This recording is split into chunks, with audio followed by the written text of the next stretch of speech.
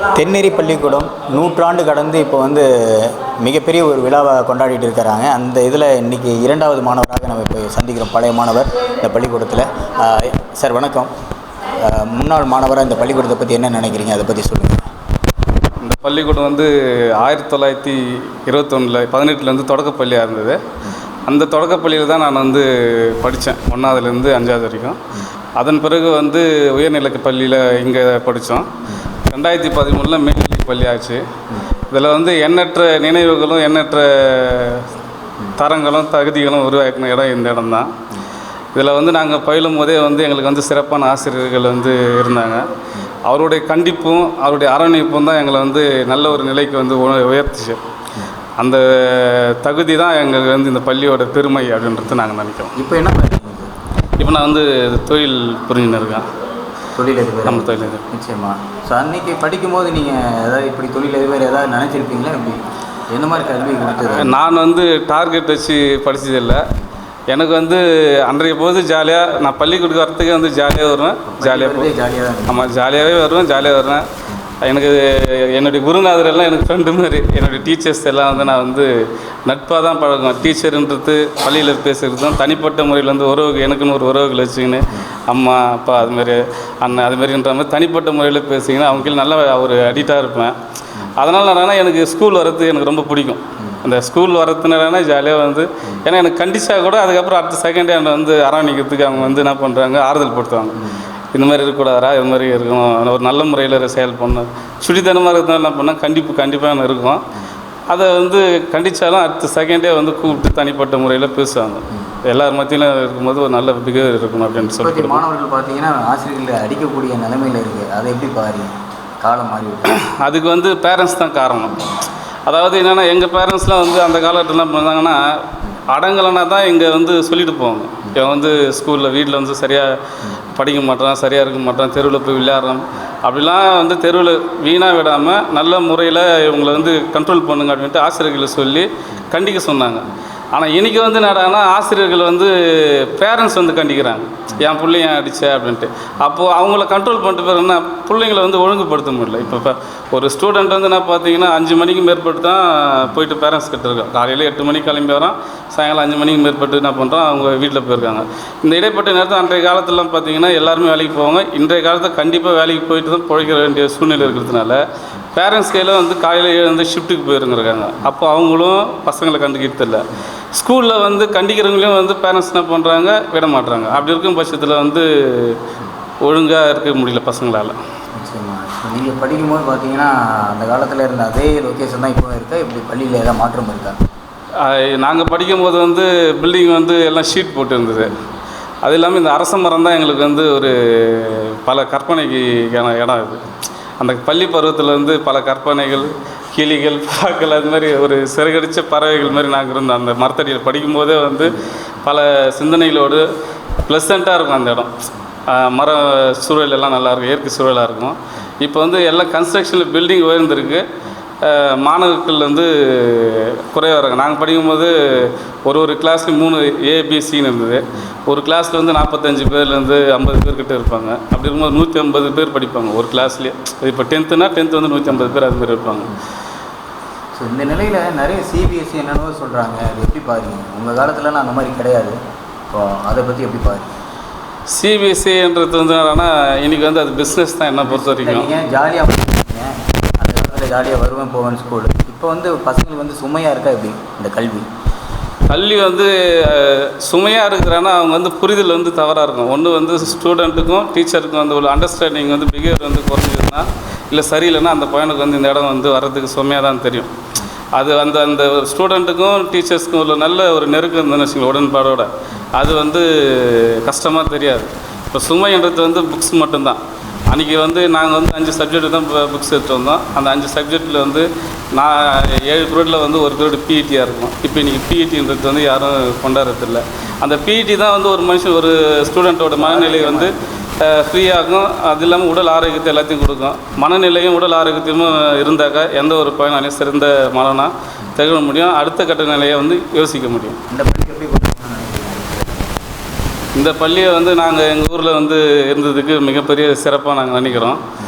இந்த 100 ஆண்டுகள் கடந்த பள்ளிகளுக்கு வந்து வாய்ப்புகள் கொடுத்த தமிழக முதல்வரும் தமிழக துணை முதல்வரும் அதன் பிறகு வந்து எங்கள் காஞ்சிபுரம் மாவட்ட செயலாளரும் உத்திரமேரூர் சட்டமன்ற உறுப்பினருமாக அண்ணன் கா. சுந்தர் அவர்களுக்கும் இந்த 100ஆண்டு விழா வந்து சிறப்பித்துக்கு ரொம்ப நன்றி தருவோம். இப்போ இந்த பள்ளி நாங்கள் எப்படி கொண்டு போகணும்னு நினைக்கிறோன்னா, நாங்கள் படிக்கும்போது சில பேர் வந்து எங்கள் முன்னோடிகள்லாம் வந்து நல்லா சிறப்பாக பண்ணுவாங்க, ஒரு சில பேர் வந்து பண்ணுறது.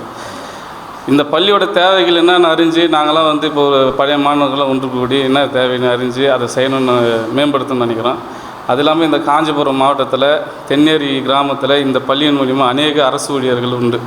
எங்கள் பேட்சிலே வந்து பார்த்திங்கன்னா ஒரு 28 பேர் இருக்காங்க. 2000 பேட்சில் 10th ஸ்டூடெண்ட்டு படித்தவங்க வந்து 28 பேர் அரசு வேலை செய்கிறாங்க. இவங்கெல்லாம் ஒன்று கூடி என்ன பண்ணுறோம், நாங்கள் இது ஒரு முதன்மை பள்ளியாக வந்து கொண்டுட்டு போகணும், மாவட்டத்திலே ஒரு முதன்மை பள்ளியாக கொண்டு போகணும் அப்படின்ற ஒரு முயற்சியில் இருக்கோம். இந்த நிகழ்ச்சிக்கு அப்புறம் வந்து நாங்கள் டீச்சர்ஸ் எஸ்எம் எல்லாம் பார்த்து கூடிய அவங்களுடைய தேவைகள் என்னென்னு அறிந்தோம். எங்களுடைய எண்ணங்கள் எப்படி மேன்மைப்படுத்தணுன்றதை சொல்லி சிறப்பான ஒரு பள்ளியாக உருவாக்கணும்னு எங்களுக்கு ஒரு ஆசை இருக்குது.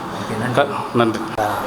91லேருந்து 96 நான் என்னை விட இந்த பள்ளியில் அதிகமாக படித்து நல்ல உத்தியோகத்தில் இருக்கிறவங்க, சென்ட்ரல் கவர்மெண்ட்டு, ஸ்டேட் கவர்மெண்ட்டு, தொழிலில் நாங்கள் வந்து ஒரு கட்சி, ஒரு அரசியல் இயக்கத்தில் தான் பொலிட்டிஷியனில் இருக்கிறோம்.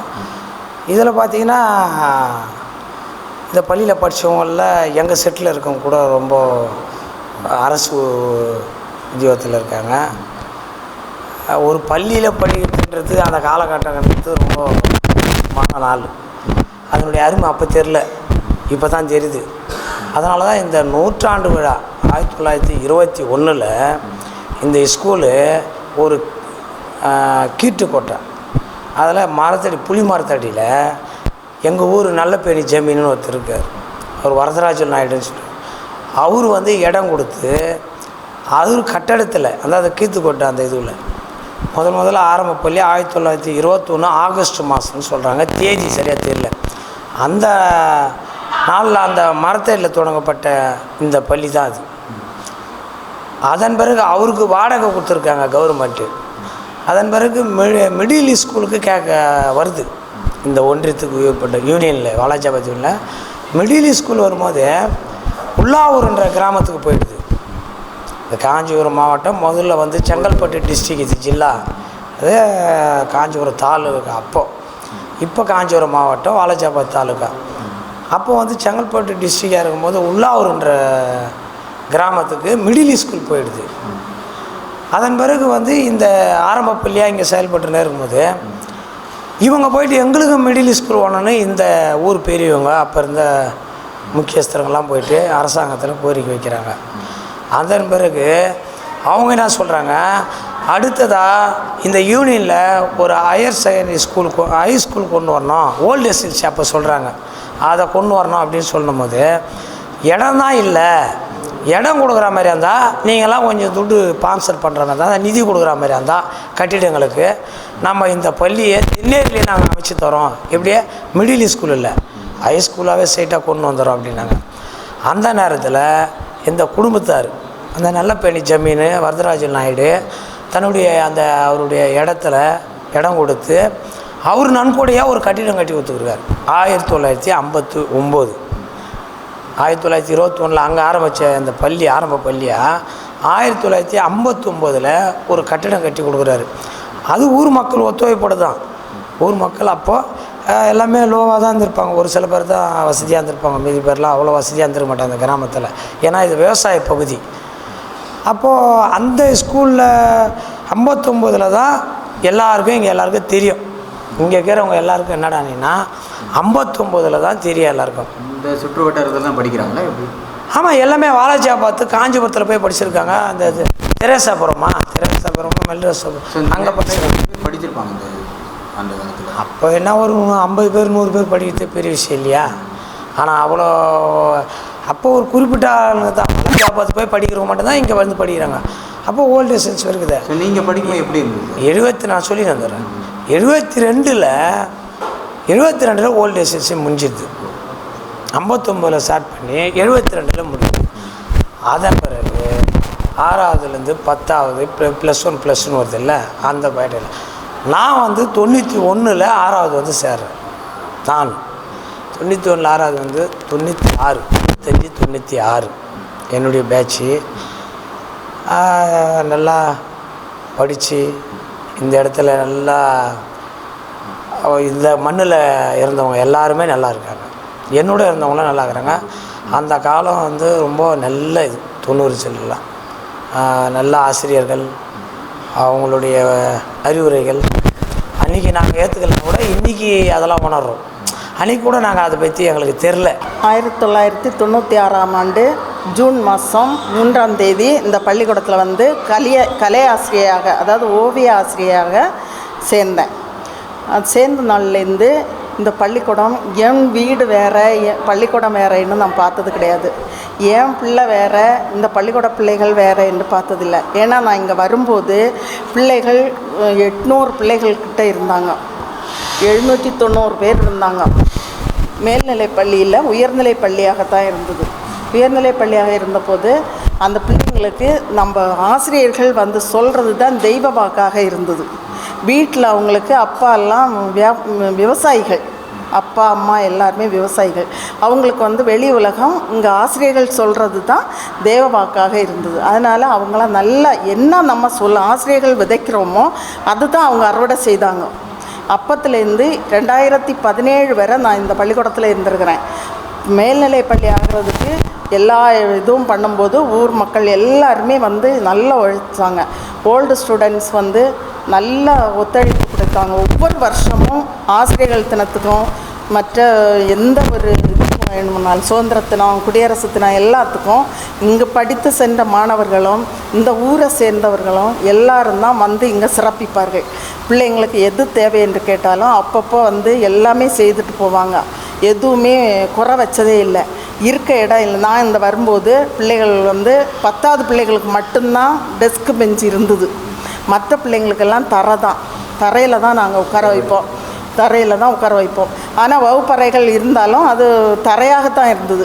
அதுக்கு பிறகு இங்கே இருந்த தலைமை ஆசிரியர்களும் ஊர் பெருந்தலைகளும் எல்லாம் சேர்ந்து மஞ்சுமேடு, கோவலவேடு, அகரம் இப்படி ஒரு சில கிராமங்களுக்கு சென்று பெரியவர்களை எல்லாம் பார்த்து அணுகி கொண்டு வந்து தான் பள்ளிக்கூடத்திற்கு முதல்ல சுற்றுச்சுவர் கட்டணும். சுற்றுச்சுவர் கட்டும்போது அண்ணாமலை சாரு, ஏழுமலை சாரு 2 பேரும் செகண்டரி கிரேடு இடைநிலை ஆசிரியர்களாக இருந்தாங்க. அவங்க தான் நின்று எல்லாமே செய்தது. செங்கல் எடுத்து கொடுத்து தொழிலாளியாக நின்று வேலை செய்து எல்லாமே பண்ணுவாங்க. காலையிலேயும் சாயங்காலமும் அவங்க தான் தொழிலாளியாக இருந்து வேலை செய்வாங்க. அந்த அளவில் நல்லா செய்தாங்க. ஊர் மக்கள் இங்கே இருக்கிற ஆசிரியர்களை அவ்வளோ மதிக்கிறாங்க, நல்லா மதிப்பாங்க. எந்த ஒரு கெடுதலும் ஊர் மக்கள் ஆசிரியர்களுக்கு கொடுக்கறது கிடையாது. என் பிள்ளையை ஏன் அடித்த, என் பையனை ஏன் திட்டின அப்படின்னு யாருமே வந்து கேட்க மாட்டாங்க.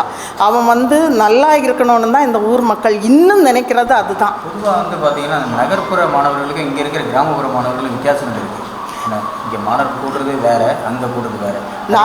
நகர்ப்புற பிள்ளைங்க வந்து அவன் வந்து ஹை லெவலில் வளரணும் அப்படின்னு நினைக்கிறோம். பேரண்ட்டும் ஹை லெவலில் இருப்பாங்க, அதுக்கேற்றபடி வளர்த்திப்பாங்க. இங்கே இருக்க பிள்ளைங்க அப்படி கிடையாது. அவன் வாழ்கிற நாளில் அவன் இங்கே வந்து 1வதுல சேர்ந்ததுலேருந்தே அவனுக்கு டியூஷன்னா என்னென்னு அர்த்தம் தெரியாது. அவன் வீட்லேயே படித்து இங்கே ஆசிரியர்கள் சொல்லி கொடுக்குறத வீட்டில் படிக்கிறான், அவ்வளோதான். வீட்லேயும் பேரண்ட் படிக்க சொன்னால் தான் படிப்பான், இல்லைன்னா அவன் படிக்க மாட்டான். அதனால் இங்கே வந்து நாங்கள் காலையில் 8 மணிக்கு வருவோம், சாயங்காலம் 5 மணி நேரம் வைப்போம். 10வது படிக்கிற பிள்ளைங்களையெல்லாம் அப்படி உட்கார வச்சு தான் அவங்கள படிக்க வைப்போம். வெளியே வந்து டீச்சர்ஸ் டியூஷன் எடுக்கிறாங்க அப்படி அது இந்த ஊர் பிள்ளைங்களுக்கு 2017 வரை கிடையாது. இப்போ எப்படின்னு எனக்கு தெரியாது. நான் 17ல் ரிட்டையர்மெண்ட் ஆகிட்டேன். அதுக்கு பிறகு உள்ளது எனக்கு தெரியாது. அந்த அப்படி தான் இந்த பிள்ளைங்களுக்கு ஆசிரியர்கள் சொல்கிறது தான் தெய்வ வாக்கு. ஸோ இப்படி பட்சத்தில் இன்றைக்கி வந்து ஆஃப்லைன் ஆன்லைன்லாம் சொல்கிறாங்களே, கல்வியெல்லாம் மாறிடுது. ஆனால் இன்றைக்கி இந்த பள்ளிக்கூடத்தில் இந்த கரும்பலகை பாரும், இந்த ஸ்மார்ட் கிளாஸ், நிறைய இந்த டெக்னாலஜி வளர்ச்சியை பற்றி எப்படி பாருங்க? ஒரு அது ஆன்லைன் கிளாஸு ஆசிரியர்கள் ஆன்லைனில் கிளாஸ் நடத்தும்போது அந்தந்த பிள்ளைங்களுக்கு இல்லாத பிள்ளைங்க, அதாவது செல் வசதி இல்லாத பிள்ளைங்களுக்கு எப்படி போய் சேரும்? அதனால் அதை ஆசிரியர்கள் விடுமுறை நாட்களில் அல்லது ஈவினிங் உட்காந்து பள்ளிக்கூடத்தில் சொல்லி தான் கொடுக்குறாங்க. சொல்லி கொடுத்து தான் அதை வளர்த்துறாங்க. இந்த பள்ளிக்கூடத்தில் இந்த மாதிரி பசங்களுடைய அந்த ஈடுபாடு வந்து பிள்ளைங்கள அதான் சொல்கிறேன், ஆசிரியர்கள் எப்படி நடந்துக்கிறோமோ அதை பொறுத்து. இப்போ எனக்கு முன்னாடி சத்யா பேசினார் இல்லையா, சத்யா வந்து அப்போவே என்னையும் அம்மானு தான் கூடுவான். என்னோட சேர்ந்த ஜென்ஸ் ஸ்டாஃபுங்களை அப்பா அண்ணா அப்படி தான் கூப்பிட்டு அவன் பழகுவான். அதே மாதிரி சுனில் சுசில் இவங்க நிறைய பேர், சத்யா ராஜ்குமார், நிறைய மாணவர்கள் ஆளை பார்த்தது எல்லாருடைய பேர் இவ்வளவு வருடங்கள் கடந்திருப்பீங்க. நிறைய மாணவர்கள் எல்லாருடைய மாணவருடைய பெயர்களை நினைவு இருக்கா? இருக்கும். முக்கால்வாசி ஆள் பார்த்தா எல்லாரையும் அப்பப்போ அந்த வரும். ஜெயராஜ், முன்ரத்னம், இப்படி நிறைய பேருடைய பேர் வந்து தெரிஞ்சான சம்பந்தம். எத்தனை பேர் எங்கே இருக்காங்க தெரியல, ஆனால் வந்து இன்னைக்கு இங்கே வந்திருக்க மாணவர்களை எல்லாரையும் எனக்கு நல்லா தெரியும்.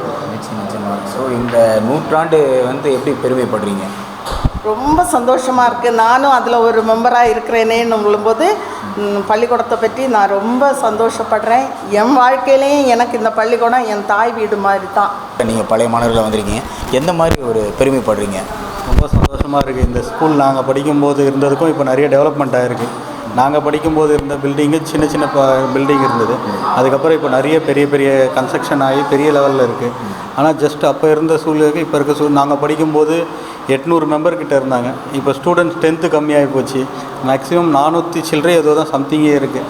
எல்லாமே அதிகமாக தான் இருக்கணும். இப்போ வர ஸ்ட்ரென்த் எல்லாருமே எல்லா பேரண்ட்டும் என்ன பண்ணுறாங்க, லோக்கலில் எல்லாருமே இப்போ பிஸ்னஸ் தேடி வேலையை தேடி வெளியே போக ஆரம்பிக்க தான் வெளியூர் போயிடுறாங்க.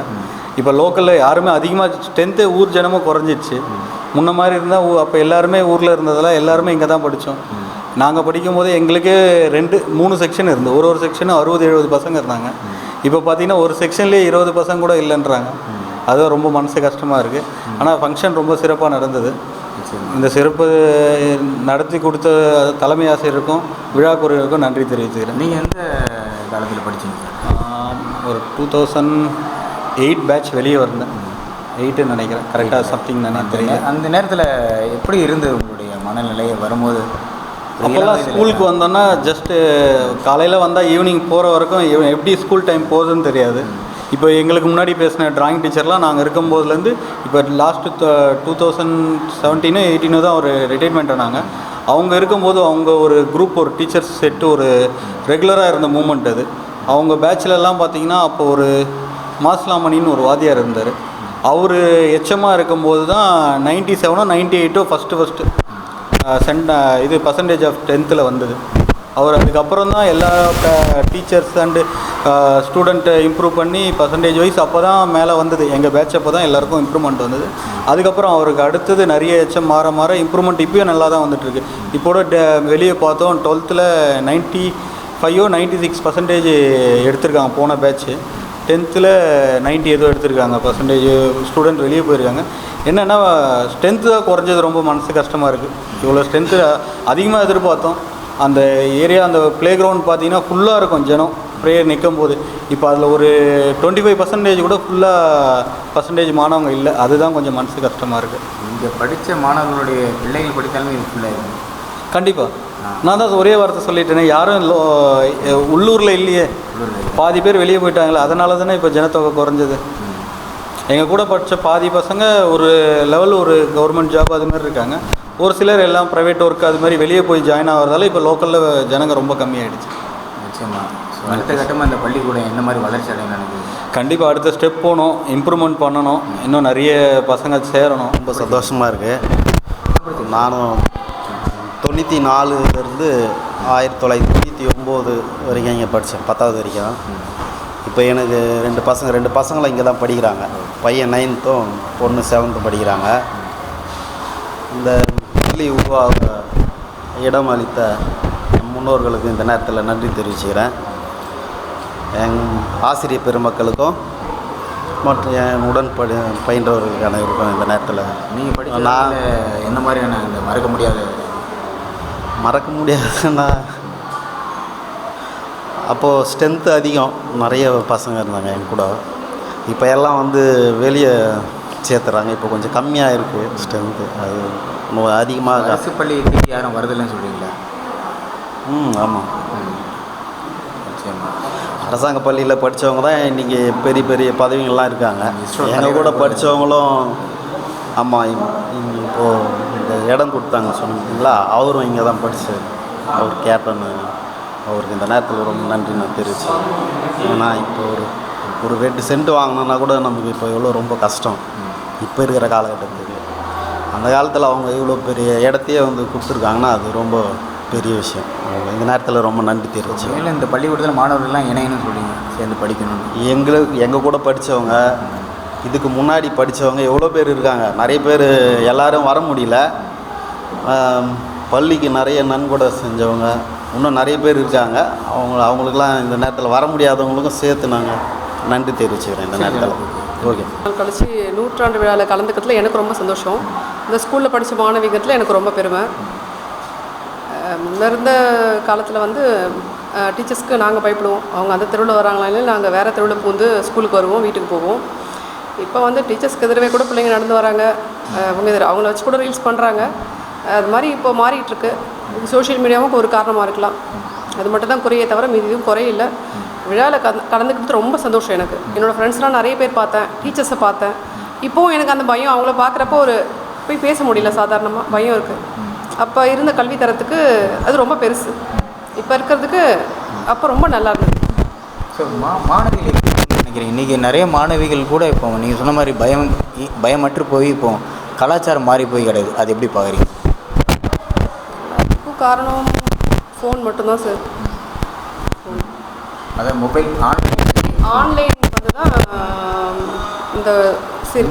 இந்த பள்ளிக்கூடத்தில் வந்து இன்றைக்கி இந்த கரும்பலகை தான், இப்போ ஸ்மார்ட் கிளாஸ், நிறைய டெக்னாலஜி வந்து வளர்ந்துருச்சு. அப்படி இருக்கும்போது மாணவ மாணவிகள் வந்து இது வளர்ச்சியாக எப்படி வளர்ச்சியா இல்லை தப்பான வழியில் கொண்டு போதாங்கிறது நமக்கு தான், நம்ம எடுத்துக்கிறது தான் இருக்குது. எல்லாத்துலேயுமே நல்ல பகுதியும் இருக்குது, கெட்ட பகுதியும் இருக்குது. ஒரு வீட்டில் 2 குழந்தைங்க இருந்தால் ஒரு குழந்தை ஒரு மாதிரி இருக்கும், இன்னொரு குழந்தை ஒரு மாதிரி தான் இருக்கும். இந்த 2 குழந்தையுமே அரவணைச்சு போகிறது அப்பா அம்மா கையில் தான் இருக்குது. அது மாதிரி தான் ஸ்கூல். 2 பிள்ளைங்களை வச்சுட்டு இருக்க நம்மளாலேயே 2 குழந்தைங்க ஒரு வழியில் கொண்டு வர முடியல. அப்படி இருக்கிறப்ப ஒரு கிளாஸில் 40 பிள்ளைங்க எல்லாத்தையும் இருப்பாங்க. அவங்க எல்லாரையும் ஒரே வழியில் கொண்டு வரது டீச்சர்ஸால் மட்டும் முடியாது. அது பேரண்ட்ஸ் கையிலும் தான் இருக்குது. பாதி தான் டீச்சர்ஸு, மீதி நேரம் ஃபுல்லாக பேரண்ட்ஸு. இருந்தாலும் டீச்சர்ஸ் கூட தான் குழந்தைங்க நிறைய நேரம் ஸ்பெண்ட் பண்ணுறாங்க. 7 மணி நேரத்துலேருந்து குறைஞ்சது 6 மணி நேரமாவது டீச்சர்ஸ் தான் அவங்க கூட தான் இருக்காங்க. பேரண்ட்ஸும் கொஞ்சம் ஒத்துழைக்கணும். சோஷியல் மீடியாவும் கொஞ்சம் அதை யூஸ் பண்ணுறதை பொறுத்து இருக்குது சார். நம்மளோட கண் வந்து குழந்தைங்க மேலே எப்போதும் ஒரு கண் வச்சுட்டு இருந்தோமா, கெட்ட வழியில் போகாமல் கொஞ்சம் தடுக்கலாம். தென்னேரி அரசினர் மேல்பள்ளி 100ஆண்டு விழா ரொம்ப சந்தோஷமாக இருக்குது. இந்த ஊரில் நம்ம படித்து நம்ம தென்னேரிலே ஒரு 100ஆண்டு விழா கொண்டாடுறதுக்கு ரொம்ப சந்தோஷமாக இருக்குது. நீங்கள் பேட்ச்? நான் 95 to 99 பேட்ச்சு. அப்போலாம் கேமரா பார்த்து பேசுங்க. 95 to 99 பேட்ச்சு.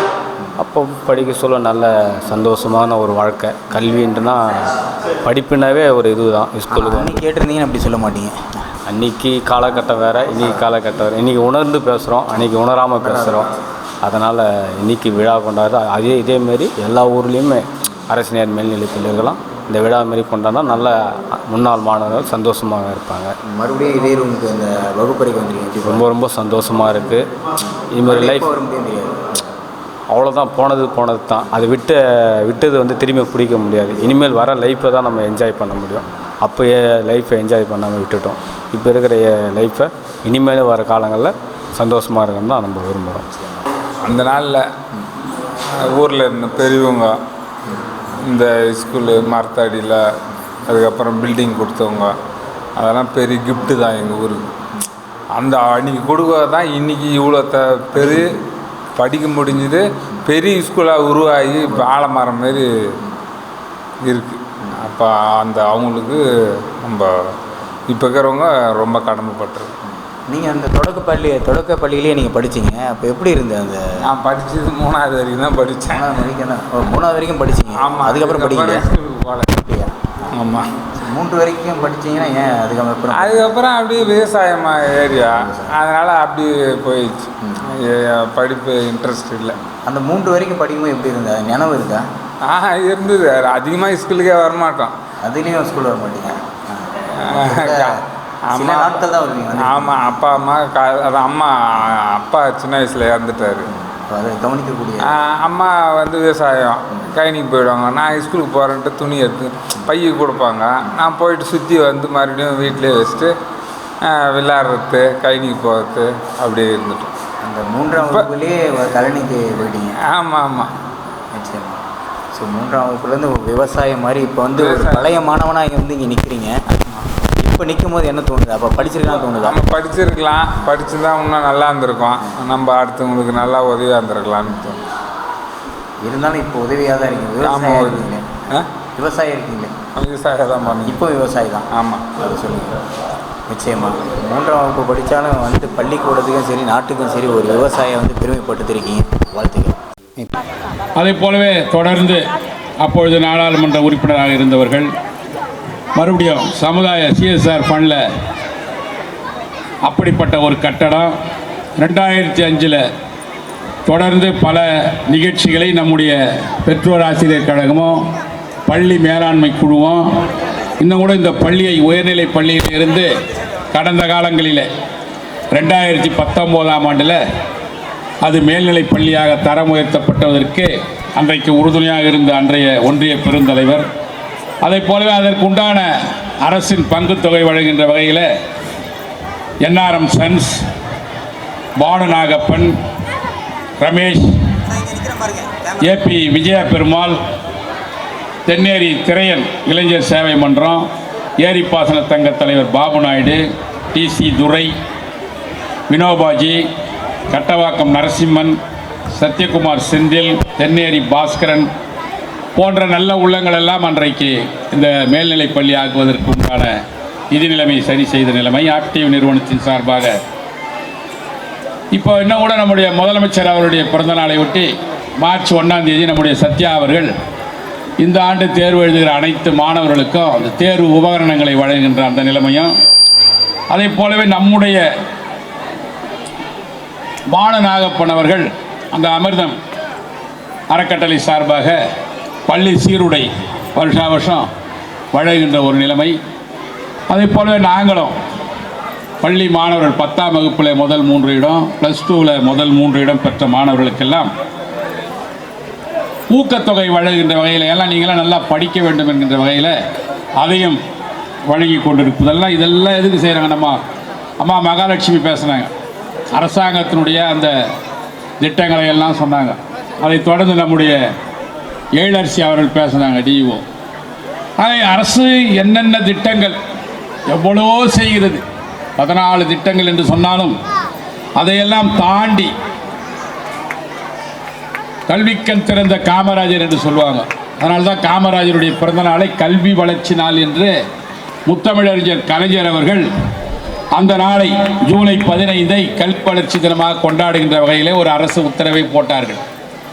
ஆக அதை தொடர்ந்து அண்ணா அவர்கள் முதலமைச்சராக பொறுப்பேற்ற பிறகு உயர்கல்வியில் பியூசி, அன்றைக்கெல்லாம் பியூசி இப்போ கிடையாது, பியூசியில் பிற்பட்ட தாழ்த்தப்பட்ட மாணவர்களுக்கு இலவசம் கல்வியில் அப்போல்லாம் ஃபீஸ் கட்டி தான் படிக்கணும். இதெல்லாம் நான் சொல்கிறது 60களில் 70களில். அதற்கு பிறகு முத்தமிழறிஞர் கலைஞர் அவர்கள் முதலமைச்சராக வந்த பிறகு உயர்கல்வியில் எல்லாமே இலவசம். ஆக இதெல்லாம் அரசாங்கம் கட்டணமில்லாத ஒரு கல்வியை வழங்குகிறது என்று சொன்னால் ஏழை எளிய மக்கள், குறிப்பாக கிராமப்புறத்தை சார்ந்த மக்கள் எல்லாம் கல்வி போய் சேர வேண்டும். அதுதான் முக்கிய நோக்கம். அந்த வகையில் தான் இந்த பள்ளியில் கடந்த 22-23 45 மாணவர்கள் நான் முதல்வன் திட்டம், முதலமைச்சர் கொண்டு வந்த நான் முதல்வன் திட்டத்தினால பலனடைஞ்சு அங்கே அவருடைய புகைப்படங்கள்லாம் வைக்கப்பட்டிருக்கிறது. அது இந்த 23-24 ஒரு 22 மாணவ செல்வங்கள் அந்த வகையிலே பலனடைந்தவர்கள் மேற்கொண்டு படிக்கின்றார்கள். இன்னும் வழியில் வருகின்ற பொழுது நாங்கள் கண்காட்சியை பார்த்தோம். இந்த பள்ளியினுடைய மாணவ செல்வங்கள் எல்லாம் மிக அழகான முறையில் கண்காட்சிப்படுத்தி இருந்தார்கள். அவருடைய திறமையெல்லாம் வெளிக்கொண்டு வருகின்ற வகையில் அதெல்லாம் மிக மகிழ்ச்சியாக இருக்குது. இப்போ இந்த நிகழ்ச்சி கூட பார்த்தீங்கன்னா, நிகழ்ச்சிக்கு சிஓ, டிஓ இல்லை ஊராட்சி மன்ற தலைவர், சேர்மன் எல்லாரையும் கூட தலைமை பொறுப்பு ஏற்று நடத்தியிருக்கலாம். ஆனால் இந்த பள்ளியில் படித்துவிட்டு உயர்ந்த நிலைமைக்கு வந்த ஒரு முன்னாள் மாணவனை தான் தலைமை தாங்க வைக்க வேண்டும் என்ற நல்ல எண்ணத்தில் தான் நம்முடைய அருமை சகோதரர் சாரங்கபாணி அவர்களை இன்றைக்கி இந்த நிகழ்ச்சிக்கு 100ஆண்டு விழாவுக்கு தலைமை பொறுப்பு. இன்னும் கூட அந்த நோட்டீஸை பார்த்தீங்கன்னா அதில் அவர் சொல்கிறார், இப்பள்ளியின் வளர்ச்சிக்காக சாரங்கபாணி அவர்களிடம் தொடர்பு கொள்ளலாம். அவர் பேசும்பொழுது நாங்கள் கவனித்தோம், அவர் வந்து நிறைய விஷயங்களை வந்து சொல்லணும், இந்த மாணவர்கள் எல்லாம் பலனடைய வேண்டும் என்கின்ற அந்த நோக்கத்தில் அவருடைய கருத்துக்களை எல்லாம் சொன்னார்கள். இதில் எவ்வளோ மாணவர்கள் கேட்டிங்கன்னு, இதில் 6லேருந்து 9 வரைக்கும் இருக்கிற மாணவர்கள் விட்டுருங்க. 10ஆம் வகுப்பு, 11ஆம் வகுப்பு, 12ஆம் வகுப்பு மாணவர்கள் எல்லாம் நீங்கள்லாம் வந்து அவர் சொல்கிறத நல்லா கேட்கணும். இப்போ இந்த வாய்ப்பு விட்டுருவோம். இது 100ஆண்டு விழா நிகழ்ச்சி, கலை நிகழ்ச்சி, தொடர்ந்து நடைபெற வேண்டிய நிகழ்ச்சி. ஆக அடுத்த முறை ஒரு 5 மேல்நிலைப் பள்ளிகளில் இருக்கின்ற மாணவர்கள் 10, 11, 12ஆம் வகுப்பு மாணவர்களை மட்டும் உட்கார வச்சு ஒரு கருத்தரங்கம் போல, ஒரு கேள்வி பதில் போல இவரை வச்சு ஒரு சிறப்பு நிகழ்ச்சி நடத்த வேண்டும். அதில் நல்ல மாணவர்கள் எல்லாம் பலனடைய வேண்டும். ஏன்னா யூனியன் சர்வீஸ் ஒன்றிய அரசு மூலமாக போகக்கூடிய வழிவகைகளை எல்லாம் அவர் வந்து சொல்லக்கூடிய ஒரு வாய்ப்பு. அதுக்கு முன்னே பார்த்தீங்கன்னா தமிழ்நாடு பப்ளிக் சர்வீஸ் கமிஷன் மூலமாக பிள்ளைங்கள்லாம் பரீட்சை எழுதி பாஸ் பண்ணி அரசு வேலை வாய்ப்புகளில் இப்போ எல்லாம் படிக்கிற பிள்ளைங்களாம் என்ன பண்ணுறாங்க, படித்து முடித்த உடனே அரசாங்க வேலை வேலை வேலைன்றீங்க. அரசாங்கத்தால் எல்லாருக்கும் வேலை கொடுக்க முடியாது. தனியார் வேலை வாய்ப்புகள் நம்முடைய காஞ்சிபுரம் மாவட்டத்தில் தான் ஏற்றுமதியில் முதல் இடம் வகிக்கின்ற மாவட்டம் நம்முடைய காஞ்சிபுரம் மாவட்டம். 2 நாளைக்கு முன்னே ஒன்றிய நிதியமைச்சர் நிர்மலா சீதாராமன் ஒரு பொருளாதார ஆய்வறிக்கையை சமர்ப்பித்தாங்க. அதில் வந்து பார்த்தீங்கன்னா தொழில்துறையில் தமிழ்நாடு முன்னிலை வகிக்கிறது, கல்வியில் முன்னிலை வகிக்கிறது. இந்த கல்வி உங்களுக்கு தெரியும், 2019 டிசம்பரில் தான் கோவிட்-19 19ஆம் வருஷம் வந்ததுனால கோவிட்-19 ஒரு கொரோனா வியாதி, கொடிய வியாதி வந்து 2021 நம்முடைய முதலமைச்சர் அவர்கள் பதவி ஏற்கின்ற அந்த 2 மாதத்துல இருந்தது. அந்த 2 ஆண்டு காலத்தில் பிள்ளைங்கள்லாம் ஸ்கூல் போல, ஸ்கூலெல்லாம் மூடிட்டாங்க. அப்பொழுது தான் ஆன்லைன் கல்வி வந்தது ஒரு பக்கம். அப்புறம் நிறைய பிள்ளைங்க ஸ்கூலுக்கே போகிறதில் ஒரு 1.5 வருஷத்தில் மறந்தே போச்சுங்க. ஸ்கூல் என்ன இருக்குது என்ன இருக்குதுன்றதே மறந்து விட்டு அவருடைய கல்வியில் கற்றலில் இடைவெளி ஏற்பட்டு விட்டது. ஆக அந்த கற்றல் இடைவெளியை நீக்குகின்ற வகையில் இல்லம் தேடி கல்வி என்கின்ற ஒரு திட்டத்தை தமிழ்நாடு அரசு கொண்டு வந்த காரணத்தினால இந்தியாவிலேயே இன்னைக்கு கல்வியில் சிறந்த முறையில் இருக்கிறது என்று அந்த ஆய்வறிக்கை கூறுகிறது. இன்னும் கூட சொல்லப்போனால் ஒன்றிய அரசு இந்தியாவினுடைய உயர்கல்வி அந்த விகிதத்தை 50% கொண்டு வரணும்னு அவங்க 2 வருடத்துக்கு முன்னாடியே போடுறாங்க திட்டம். ஆனால் தமிழ்நாட்டில் கடந்த 2 ஆண்டுகளாகவே உயர்கல்வி +2 முடிச்சுட்டு நம்ம மேற்கொண்டு காலேஜ் படிக்கின்ற அந்த படிப்பில் 52% தாண்டிய மாநிலம் நம்முடைய தமிழ்நாடு மாநிலம். ஆக இதெல்லாம் எப்படி வருதுன்னா, இதற்கு முன்பிருந்த அரசுகள், முதலமைச்சர்கள் அவர்களெல்லாம் கொண்டு வந்த அந்த திட்டங்கள் எல்லாம், அதே போலவே கணினி தமிழ், அதாவது கணினி கல்வி, கம்ப்யூட்டர், அதெல்லாம் நம்முடைய முத்தமிழறிஞர் கலைஞர் அப்பொழுதே கொண்டு வந்தார். 96 ஆரம்பித்து 2006 பெருசாக வந்து இன்றைக்கி எல்லா பள்ளிகளிலும் கம்ப்யூட்டர் கல்வி உருப்படியாக வந்து சேருகிறது. மாணவர்கள் எல்லாம் தங்களுடைய திறமைகளை கொண்டு வந்து சேர்க்கின்ற வகையில். ஆக ஒவ்வொரு மாணவனுக்கும் ஒரு கனவு இருக்கும். ஏன்னா இப்போ எத்தனை பேர் இங்கே இருக்கிறீங்க மாணவிகள்லாம் டாக்டர் ஆகணும்னு நினைக்கிறவங்க எத்தனை பேர் கை தூக்குங்க. குழந்தை, நீ என்னவா படிக்கிற?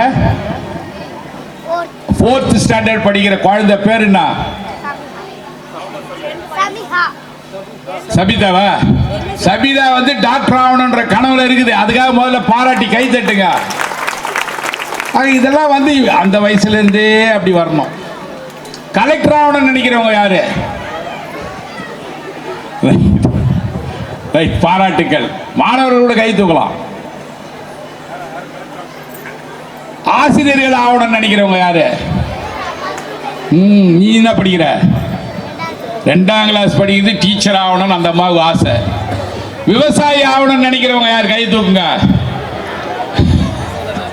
ஆண்கள் தான் அதுக்கு லாய்க்கு. அப்படி இல்லை, விவசாயம் எல்லாரும் படித்தவங்க விவசாயம் பண்ணணும், நவீனமான முறையில் விவசாயம் பண்ணணும். தென்னேரியில் உங்களுக்கு தெரியும், தென்னேரின்றது எப்படியாப்பட்ட ஏரி, ஒரு மாவட்டத்தில் மிகப்பெரிய ஏரிகளில் ஒன்று. அந்த ஏரியை நம்பி 6000 ஏக்கராவுக்கு மேலே பாசன வசதி. அது மட்டும் இல்லை, இங்கே இருக்கிற அந்த காந்தலீஸ்வரர் கோயில் பார்த்தீங்கன்னா அந்த காலத்தில் 1000 ஆண்டுகளுக்கு முன்பு அந்த கோயிலில் தமிழருடைய பாரம்பரியம் பண்பாடை பற்றிலாம் கல்வெட்டுக்கள் இருக்கிறது. நல்ல ஒரு வரலாற்று சிறப்புமிக்க இந்த தென்னேரியில் இந்த பள்ளிக்கூடம் 100 ஆண்டுகளுக்கு முன்பு துவக்கப்பட்ட பள்ளி துவக்கப் பள்ளியாக உயர்நிலைப் பள்ளியாக மேல்நிலைப் பள்ளியாக வளர்ந்திருக்கிறது என்று சொன்னால் இதில் நம்ம நல்ல முறையில் பயன்படுத்தி கொள்ள வேண்டும். அதான் நம்ம நல்லா சொன்னாங்க. அந்த அம்மா ஒரு டிஓ மகாலட்சுமி அழகாக சொன்னாங்க, அமைதியாக சொன்னாங்க. நம்ம எழிலரசி அம்மா ரொம்ப ரொம்ப உங்களுக்கு புரிகிற மாதிரி அந்த மிடுக்கோட இராணுவ மிடுக்கோட எடுத்து சொன்னாங்க. அப்படி தான் இருக்கணும். பசங்கள்லாம் கட்டுப்பாடு இருக்கணும். புரியுதா? படிக்கும் பொழுது உங்களுக்கு கட்டுப்பாடு, படிக்கிற படிப்பு அந்த சப்ஜெக்டில் கவனம் செலுத்தினா அதை நீங்கள் தேர்வில் வெளிப்படுத்தணும்.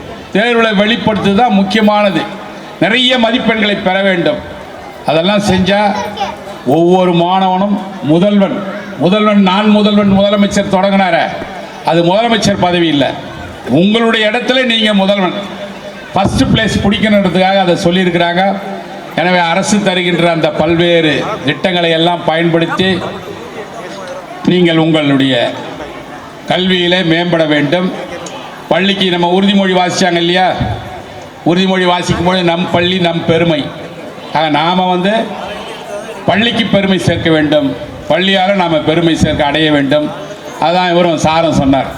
எந்த இப்போ பெரிய ஆளாக ஆகிட்டான்னா எந்த ஊருன்னு கேட்பாங்க, எந்த ஸ்கூலில் படிச்சுன்னு கேட்பாங்க. அதுதானே உண்மை. ஆக நாம் பள்ளிக்கு பெருமை சேர்க்கின்ற வகையில் நீங்கள் கல்வி ஒன்று தான் யாராலையும் திருட முடியாத ஒன்று. எனவே எல்லா செல்வத்திலும் தலை சிறந்த செல்வம் கல்வி செல்வம். அந்த செல்வத்தை இந்த தென்னேரி பள்ளிக்கூடம் ஆயிரக்கணக்கான மாணவர்களுக்கு வழங்கியிருக்கின்றது. பல பேர் பல உயர்ந்த நிலையில் இருக்கின்றார்கள். நீங்களும் எதிர்காலத்தில் பெரிய ஆட்களாக வர வேண்டும். இந்த சமுதாயத்திற்கு சேவை செய்வதாக சொன்னாங்க. அதான் சொன்னாங்க அந்த அம்மா டிஓ. அரசாங்கம் இவ்வளோ பண்ணுது, இவ்வளவுத்தையும் பண்ணி நீ பெரிய ஆள் ஆகிட்டு வெளிநாடுக்கு போய் உன்னுடைய சேவையை செய்யக்கூடாது. உள்நாட்டில் தாய் நாட்டில் இந்திய நாட்டிற்கு நீங்கள் எல்லாம் பணியாற்ற வேண்டும் என்ற அந்த தேவையும் கோரிக்கையும் உங்களிடம் வலியுறுத்தி உங்களை எல்லாம் வாழ்த்தி விடைபெறுகிறேன். நன்றி, வணக்கம்.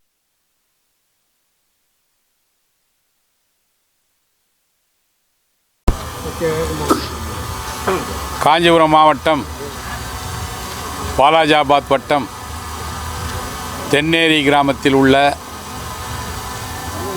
அரசினர் மேல்நிலைப்பள்ளி 1921 துவக்கப்பள்ளியாக ஆரம்பிக்கப்பட்டு 52 உயர்நிலைப் பள்ளியாக தரம் உயர்த்தப்பட்டு அதற்கு பிறகு அரசினர் மேல்நிலைப் பள்ளியாக இன்றைக்கு சிறப்பான முறையில் செயல்பட்டு வருகிறது. 100 ஆண்டுகளை கடந்த இந்த தென்னேரி பள்ளி என்பது இந்த பகுதி மக்களுக்கு ஒரு வரப்பிரசாதம். இந்த பகுதி தென்னேரி ஏரி என்பது காஞ்சிபுரம் மாவட்டத்தில் முதல் 3 இடங்களுக்குள்ளாக ஒரு 6000 ஏக்கருக்கு மேல் உள்ள விவசாயிகளுக்கு பலனை தரக்கூடிய ஒரு ஏரி. ஆக முழுவதும் கிராமப்புறம் சூழ்ந்த இந்த தென்னேரி கிராமத்தில் இந்த பள்ளியிலே இருந்து ஆயிரக்கணக்கான மாணவர்கள் கல்வியை பெற்று இன்றைக்கு பல்வேறு உயர்ந்த இடங்களில் இருக்கின்றார்கள். குறிப்பாக இங்கே படித்த ஒருவர் மினிஸ்ட்ரி ஆஃப் டிஃபென்ஸில் இந்தியன் நேவி சர்வீஸில் கேப்டன் அந்தஸ்துக்கு இருந்திருக்கார். அதை போலவே இந்த பகுதியை சார்ந்தவர்கள் இந்த பள்ளியினுடைய வளர்ச்சிக்கு மிகவும் அரும்பாடுபட்டிருக்கின்றார்கள். கிராம பெரியவர்கள் அனைவருமே பள்ளியினுடைய வளர்ச்சிக்கு தொடர்ந்து அவர்கள் தங்களுடைய உழைப்பை செலுத்தி அதை போலவே இந்த பள்ளியிலே பணியாற்றிய ஆசிரியர் பெருமக்களும் இந்த பள்ளியினுடைய முன்னேற்றத்திற்கு காரணமாக இருக்கின்றார்கள். எனவே ஒரு நல்ல அருமையான சிறப்பு வாய்ந்த இந்த தென்னேரி அரசு பள்ளி இன்னும் பல நல்ல மாணவர்களை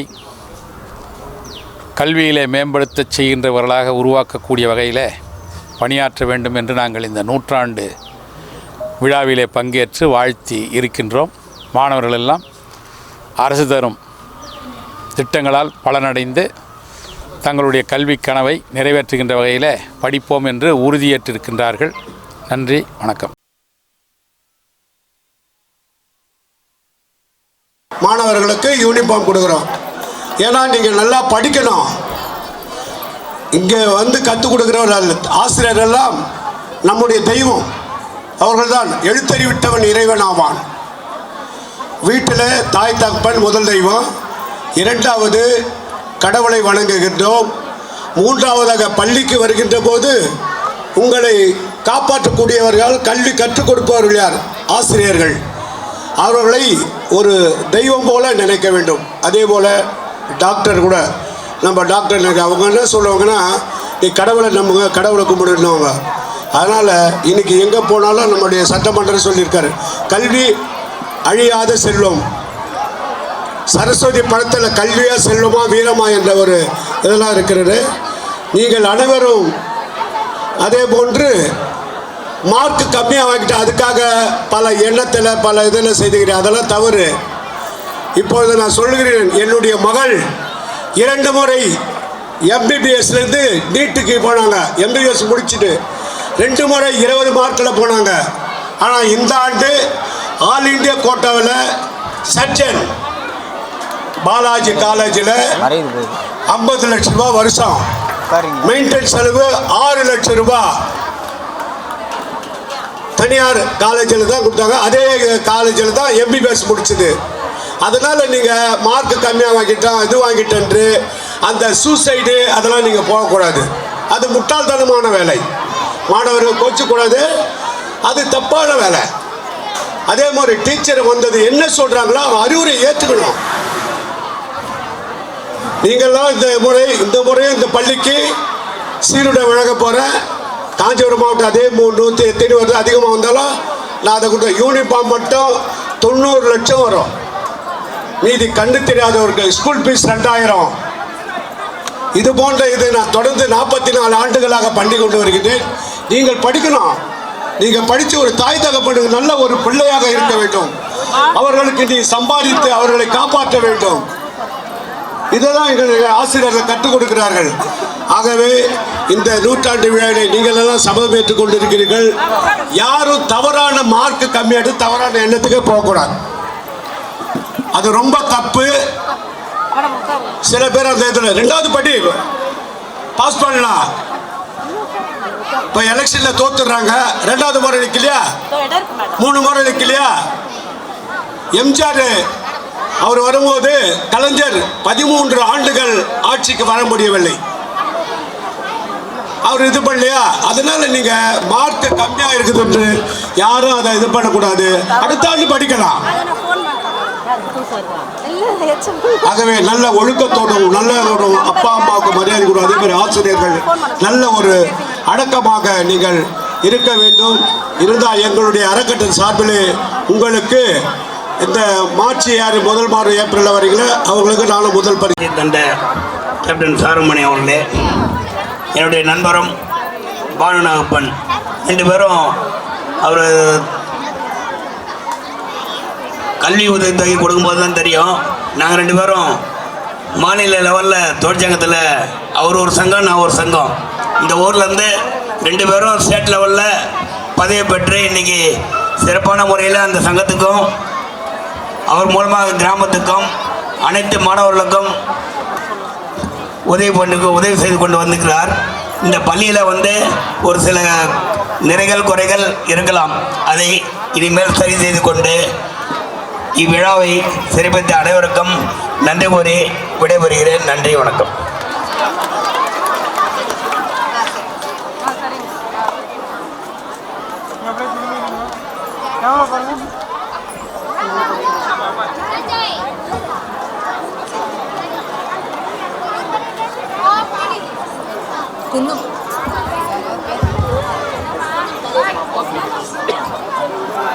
தற்போது நமக்கு வாழ்த்துரை வழங்கிய திரு ஆபத் சகாயம் ஐயா அவர்களும் நம் பள்ளிக்கு தொடர்ந்து பல உதவிகளை செய்து கொண்டுள்ளார்.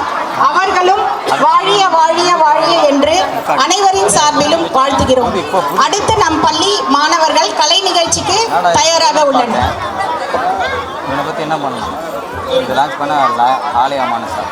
தற்போது நம் நிகழ்ச்சிக்கு வருகை புரிந்துள்ள குன்னம் தலைவர் அவர்களை மேடைக்கு வருமாறு அன்புடன் அழைக்கிறோம்.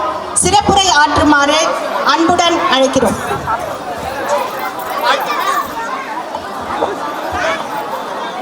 அனைவருக்கும் வணக்கம். எல்லாரும் ஒரு நிமிஷம் அமைதியாக இருக்கலாமா? பிள்ளைகள் எல்லாம் ஒரு 5 நிமிஷம் எனக்காக. பிள்ளைகள் எல்லாம் ஒரு 5 நிமிஷம் அமைதியாக இருந்தீங்கன்னா 2 வார்த்தை மட்டும் பேசிட்டு நான் உடனே போயிடுவேன். ஏன்னா நான் வந்த அதாவது இந்த நிகழ்ச்சியில் வந்து ஆரம்ப காலகட்டத்திலே கலந்துருக்கணும். தவிர்க்க முடியாத சூழ்நிலை காரணமாக தம்பி பேசுகிறவங்க யாராக இருந்தாலும் தூரம் போது விளையாடுவாங்க. அப்படி போய் விளையாடுங்க. உங்களை வேண்டான்னு சொல்ல. இந்த நிகழ்ச்சி எதுக்காகன்றது நீங்கள் மனசில் பதிவு வைக்கணும். நாம் இன்னைக்கு சந்தோஷத்தோட நமக்கு முன்னாடி வந்து பல செய்திகளை பரிமாறி இருப்பாங்க. அவங்க வாழ்க்கையில் கடந்து வந்த பாதையை சொல்லியிருப்பாங்க. இன்னும் கொஞ்சம் சைலண்டாக இருந்தால் இன்னும் நல்லா இருக்கும்னு நினைக்கிறேன். இதெல்லாம் எதுக்குன்னு கொஞ்சம் நம்ம சிந்திக்கணும். ஏதோ வராங்க பெரியவங்க நம்மளுக்கு முன்னாடி நின்று அவங்களுக்கு அழைப்பு விடுத்ததன் பேரில் வந்து பேசணுன்ற கடமைக்காக பேசுகிறாங்க அப்படின்னு நினைக்கவே கூடாது. இந்த பள்ளி 100 ஆண்டு தூரமாக இருக்கிறவங்க யாரும் தயவு செய்து பேசாதீங்கப்பா. ஸ்கூலில் இருக்கிறவங்க இந்த 100 ஆண்டுகள்ன்றது சாதாரண ஒரு விஷயமே கிடையாது. நம்ம பெரியவங்க முன்னோரெல்லாம் பார்த்தீங்கன்னு வச்சுங்க, 100 வயது கடந்துட்டாவே அவங்க நம்ம இறைவனுக்கு ஈடாக நினைப்போம். எதனால் சொல்லுங்க?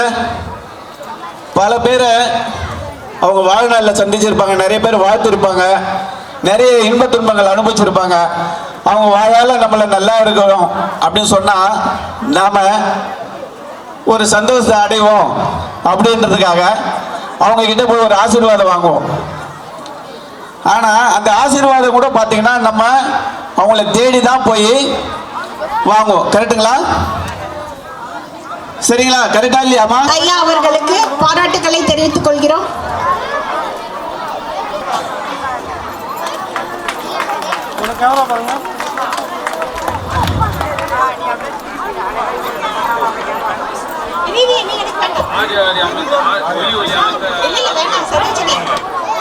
உதவி தலைமை ஆசிரியர் அவர்களுக்கு சிறப்பு செய்யப்படுகிறது. உதவி ஆசிரியர் மட்டும் இல்லை, எங்களுக்கு வழிகாட்டினா குரு. நான் பிஎட் ஃபஸ்ட்டு ட்ரைனிங் இந்த ஸ்கூலுக்கு வரும்போது ஃபஸ்ட்டு எனக்கு ஆறுதல் சொன்னவங்க, வழிகாட்டினவங்க, மேலும் நீ படித்து நல்ல வேலைக்கு வரணும்னு சொன்ன முதல் ஆசம்.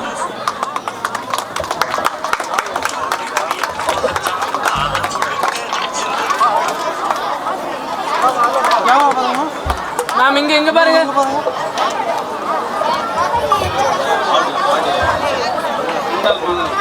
இங்கே ஒலி அமைத்து கொடுத்த